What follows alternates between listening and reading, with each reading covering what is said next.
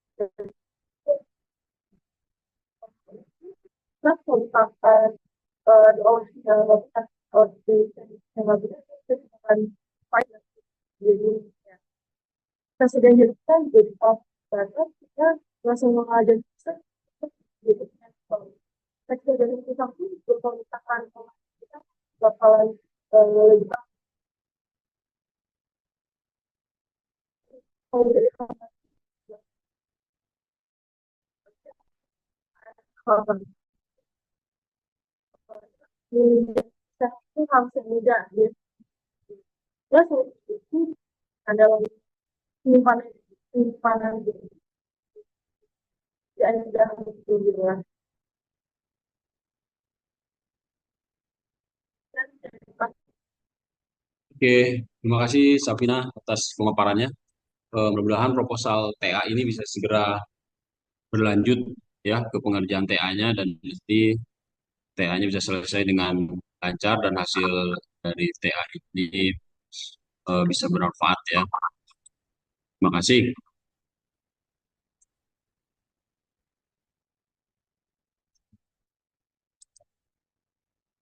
Matiin.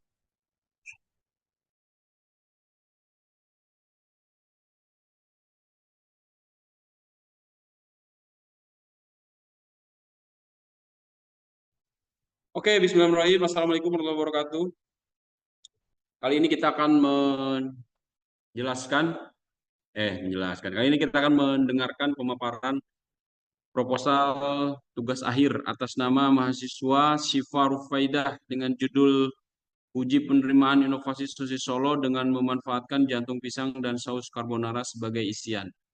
Kepada Syifa Rufaidah, silakan waktu dan tempat untuk memaparkan.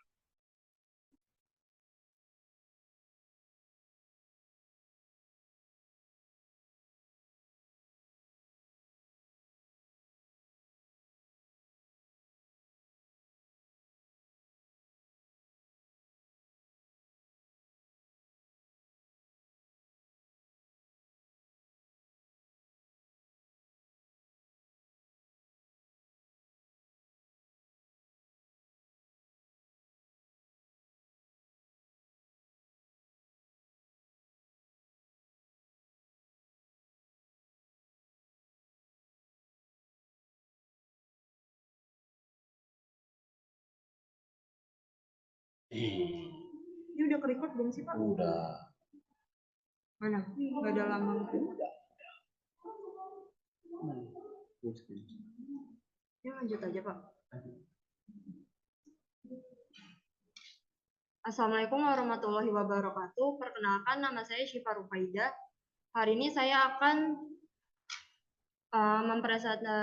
mempresentasikan proposal saya mengenai dengan proposal TA saya dengan judul Uji Penerimaan Inovasi Sosis Solo dengan memanfaatkan jantung pisang dan saus carbonara sebagai isian. Latar belakang, sosis Solo adalah salah satu jajanan tradisional yang hingga kini masih mudah ditemukan di pasar-pasar tradisional. Dengan kemajuan inovasi di dunia kuliner, berbagai usaha terus dilakukan untuk menghadirkan variasi isian sosis Solo. Salah satu bahan yang berpotensi digunakan sebagai isian adalah jantung pisang kepok. Jantung pisang kepok atau dengan nama ilmiah Musa paradisiaca mengandung senyawa aktif seperti flavonoid dan fenolik yang memiliki aktivitas sebagai antioksidan. Seiring perkembangan inovasi di bidang kuliner, jantung pisang yang kaya akan kandungan dan manfaatnya dapat diolah menjadi bahan pangan alternatif, seperti digunakan sebagai isian dalam sosis Solo. Untuk memberikan cita rasa yang lebih kekinian dan sesuai dengan selera masyarakat modern, isian jantung pisang tersebut dapat ditambahkan bersama saus carbonara sebagai pelengkap. Rumusan masalah. Di sini saya ada dua rumusan masalah. Yang pertama, bagaimana pelaksanaan uji hedonik pada produk sosis Solo isi jantung pisang dengan saus carbonara. Dilihat dari aspek rasa, warna, aroma, dan tekstur. Yang kedua, bagaimana tingkat penerimaan sosis Solo isi jantung pisang dengan saus carbonara dengan metode uji hedonik. Tujuan penelitian. Tujuan penelitian saya ada dua, yaitu yang pertama untuk memahami pelaksanaan uji hedonik berdasarkan 4 aspek penilaian yang melibatkan panca indera. Yang kedua, untuk menganalisis tingkat penerimaan panelis terhadap produk sosis Solo dengan isian jantung pisang dan saus carbonara. Tujuan penelitian yaitu yang pertama untuk memahami pelaksanaan uji hedonik berdasarkan 4 aspek penilaian yang melibatkan panca indera. Yang kedua, untuk menganalisis tingkat penerimaan panelis terhadap produk sosis Solo isi jantung pisang dengan saus carbonara. Metode penelitian. Metode penelitian yang saya pakai dalam tugas akhir ini yaitu metode kuantitatif dan akan melakukan uji hedonik sebagai sumber data yang akan dikumpulkan. Uji hedonik. Uji hedonik merupakan analisis sensori organoleptik yang digunakan untuk menilai perbedaan kualitas di antara beberapa produk sejenis. Metode ini melibatkan pemberian skor atau penilaian terhadap karakteristik tertentu dari suatu produk serta mengukur tingkat kesukaan terhadap produk tersebut. Teknik pengumpulan.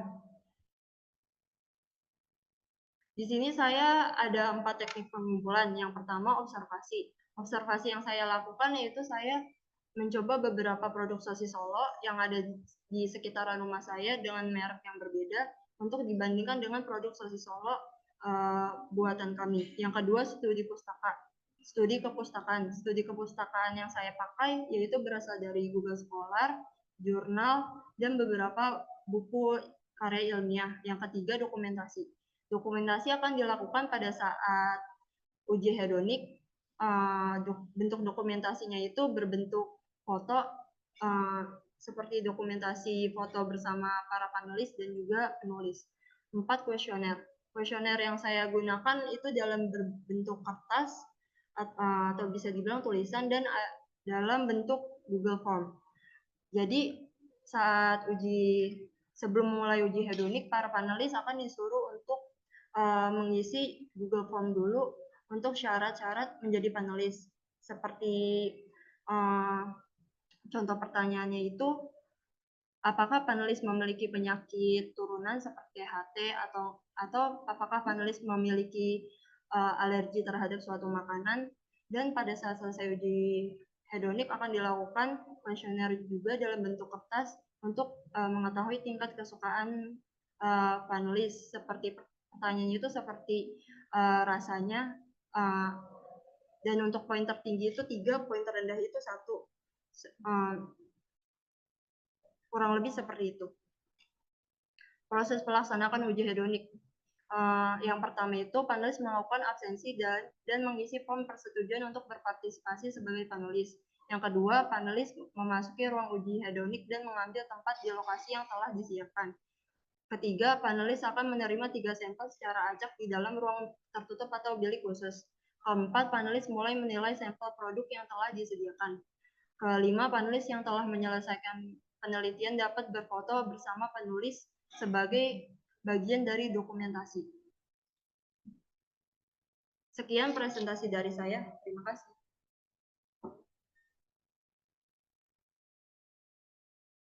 Oke, terima kasih Syifa Rufaidah atas presentasinya.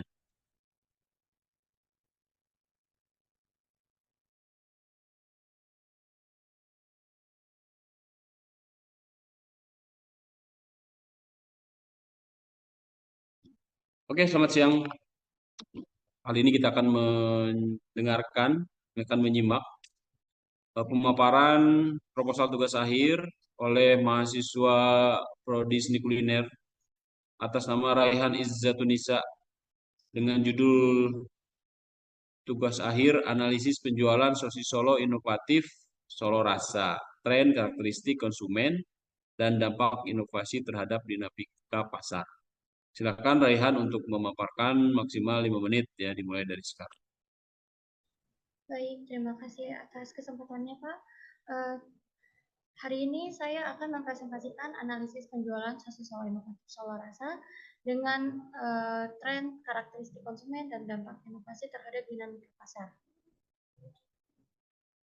Untuk latar belakangnya, sosis Solo sendiri sudah cukup digemari atau dikenal oleh kalangan masyarakat Indonesia. Nah, untuk seiring berjalannya waktu, kita mengalami yang namanya inovasi makanan. Maka dari itu kami berinovasi untuk mengikuti tren pasar dan preferensi konsumen. Salah satunya yaitu membuat sosis Solo berisikan jantung pisang dan saus carbonara. Maka dari itu, untuk menilai potensi pasar, penelitian ini menganalisis tren penjualan, karakteristik konsumen, dan daya saing produk. Harapannya dapat memberikan wawasan tentang dampak inovasi ini terhadap industri makanan dan strategi pemasaran yang efektif. Untuk rumusan masalahnya yaitu ada bagaimana tren penjualan Solo Rasa dalam periode tertentu, bagaimana karakteristik konsumen Solo Rasa berdasarkan faktor demografis dan preferensi rasa, dan sejauh mana tingkat penerimaan harga jual Solo Rasa di kalangan konsumen, juga bagaimana dampak inovasi produk Solo Rasa di dinamika pasar. Untuk tujuan penulisan ini untuk menganalisis penjualan, juga mengidentifikasi karakteristik konsumen Solo Rasa terhadap termasuk faktor demografis dan preferensi rasa, meningkatkan tingkat penerimaan jual, menilai tingkat penerimaan jual harga Solo Rasa di kalangan konsumen, serta mengevaluasi dampak inovasi produk Solo Rasa di dinamika pasar. Untuk pelaksanaan kegiatannya dimulai dari bulan Mei sampai bulan Juni tahun 2025. Untuk metode pelaksanaannya ada praproduksi, produksi, sampai pasca produksi. Untuk penjelasan lebih lanjutnya, praproduksinya yaitu penulis akan melakukan studi literatur berbasis jurnal dan e-book, terus pembuatan sampel produk, juga penyusunan kuesioner berbasis digital, yaitu menggunakan Google Form. Untuk produksinya, penulis akan menentukan harga jual berdasarkan hasil proses produksi dan juga tingkat penerimaan pasar, dan juga proses pemasaran ke UMKM. Pemasaran dari word of mouth, terus melakukan survei kuesioner, terus juga melakukan dokumentasi berupa data penjualan perharinya. Untuk pasca produksinya, yaitu penulis akan melakukan analisis data berbasis kuantitatif dengan pendekatan statistik. Untuk menghitung peningkatan tingkat penerimaan konsumen, penulis maka menggunakan skala Likert dan Goodman, dan untuk mengevaluasi kelayakan finansial, penulis menggunakan break-even point analisis ya, dan juga yang terakhir adalah penyusunan laporan. Dan untuk ini contoh dari populasi total sampling, yaitu ada populasi dalam periode hingga jumlah hari penelitian, terus ada pengukuran dan analisis data, yaitu untuk membuat kuesioner. Ini juga ada skala Likert, skala Goodman, dan juga ada kriteria analisisnya. Dan ini untuk break-even point, yaitu untuk berdasarkan titik impas balik modalnya. Untuk hasil sementaranya, penulis penentuan populasi yang dituju yaitu ada mahasiswa-mahasiswi, terus juga masyarakat luar kampus, terus perkiraan dari hasil sampling itu dilibatkan sekitar 200 orang, dan itu dalam kurun waktu 20 hari, terus perhitungan sampelnya dilakukan dengan mempertimbangkan skala yang sesuai dan penentuan tempat kerjanya di UMKM di sekitar Kecamatan Pasar. Sekian, terima kasih.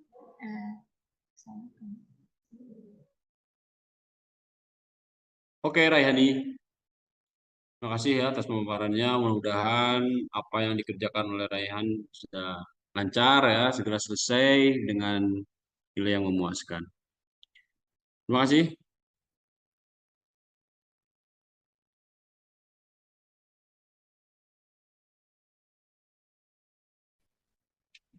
Kali ini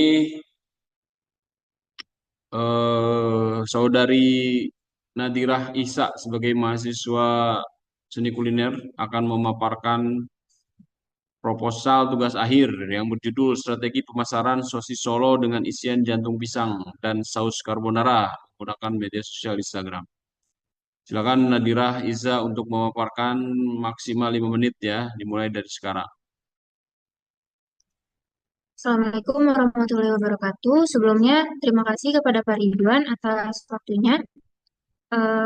Saya akan memaparkan proposal saya yang berjudul Strategi Pemasaran Sosis Solo dengan isian jantung pisang dan saus carbonara menggunakan media sosial Instagram.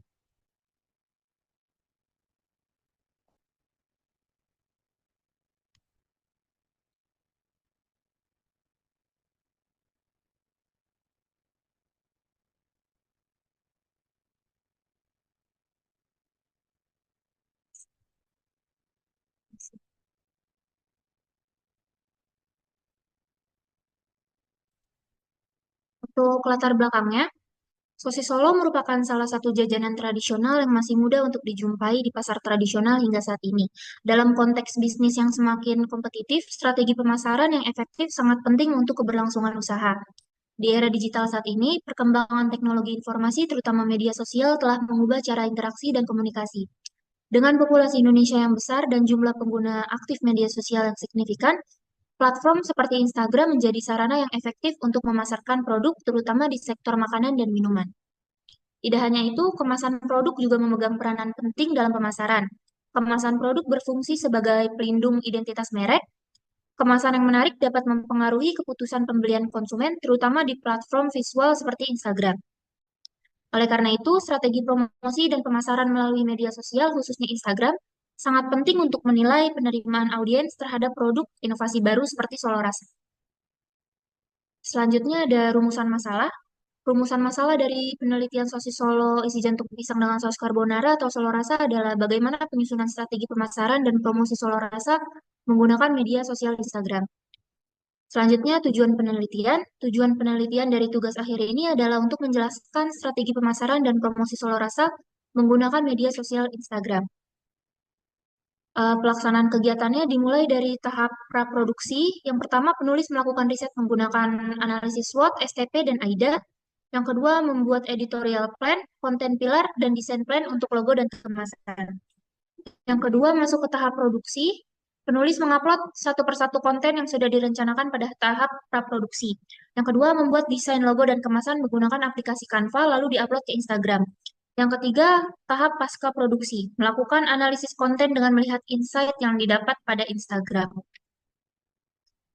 Untuk metode penelitian dan teknik kumpulan data, untuk metode penulis menggunakan metode kualitatif, ialah metode yang bertujuan untuk memperoleh pemahaman yang mendalam dan menyeluruh mengenai suatu fenomena yang berkaitan dengan pengalaman, persepsi, atau tingkah laku manusia. Untuk teknik yang digunakan dalam penelitian, penulis menggunakan teknik observasi yang bertujuan untuk mengumpulkan data langsung dari objek penelitian dan memanfaatkan Instagram Insight yang tersedia di akun Instagram bisnis. Yang kedua, studi pustaka atau dikenal juga sebagai penelitian kepustakaan adalah metode yang digunakan untuk mengumpulkan, membaca, serta mencatat dan mengolah data dari berbagai sumber tertulis.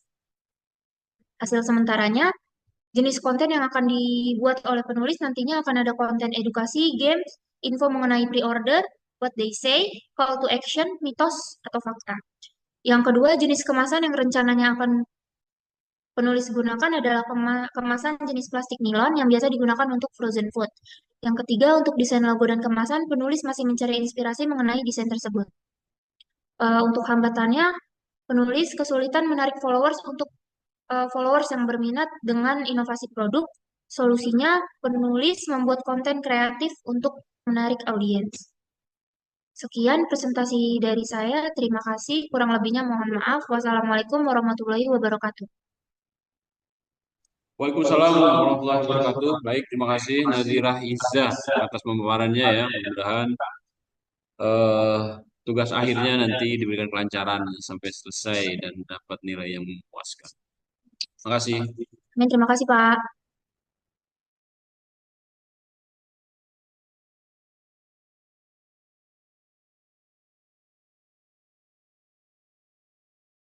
Oke, selamat siang. Eh, Kali ini kita akan menyimak pemaparan proposal tugas akhir mahasiswa seni kuliner atas nama Ane Nurrohima Satriani dengan judul TA penulisan naskah buku inovasi sosis Solo dengan memanfaatkan jantung pisang dan saus carbonara sebagai isian.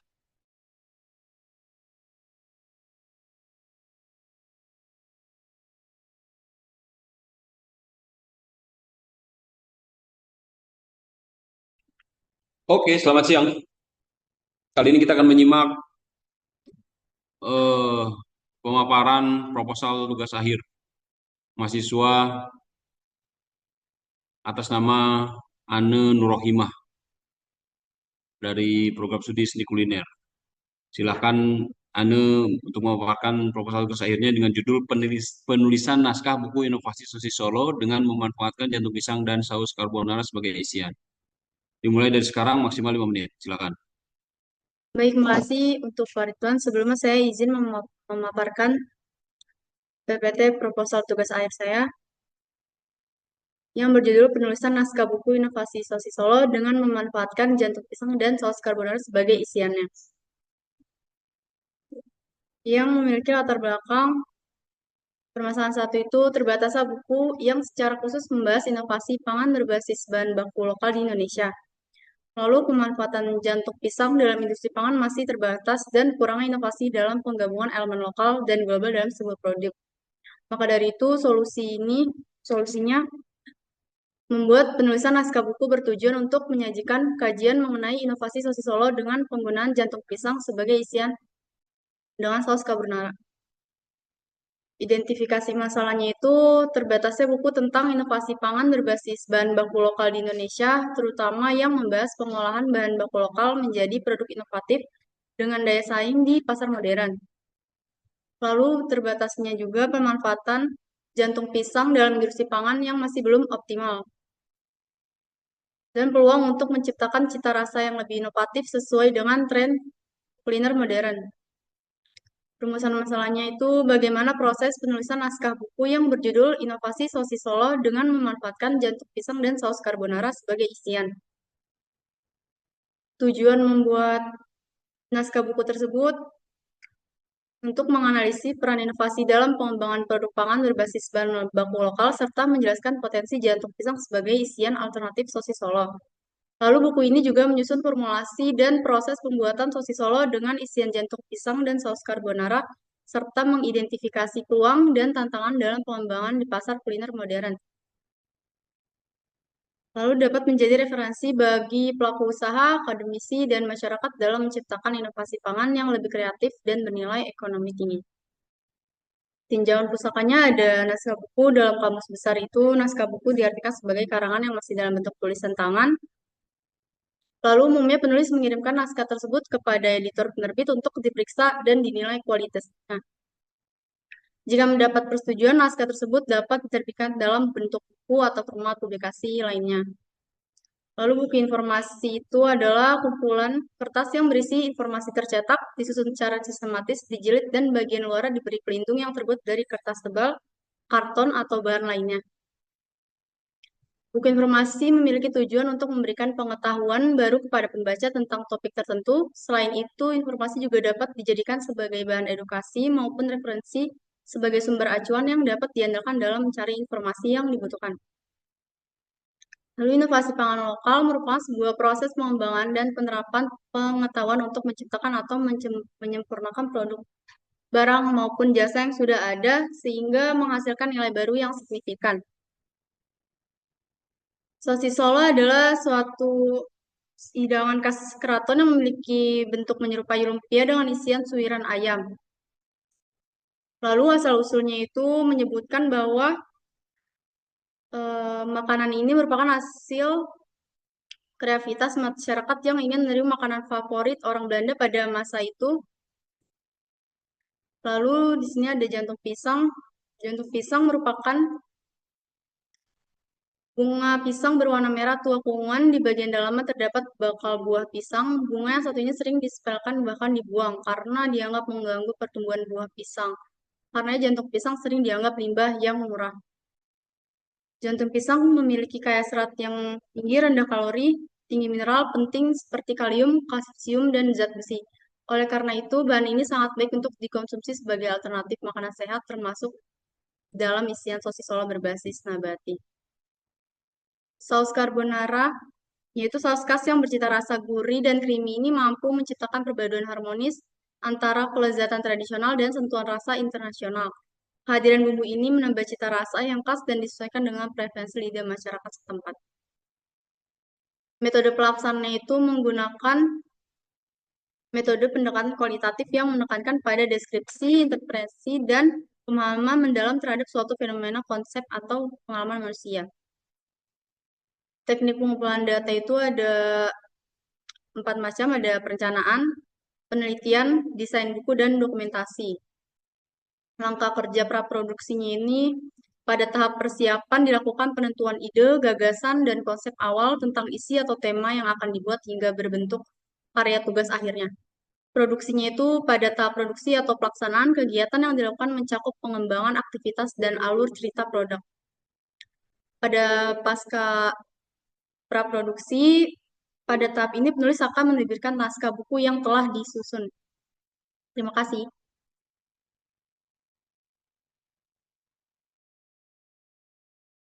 Oke, terima kasih Ane Nurhimah atas pemaparannya. Mudah-mudahan proposal TA ini bisa dilanjutkan ya, sehingga nanti tugas akhirnya bisa cepat selesai dengan lancar, dengan baik, dengan maksimal, dan apa namanya mendapatkan nilai yang bagus gitu ya. Terima kasih, Ane. Baik, terima kasih, Pak.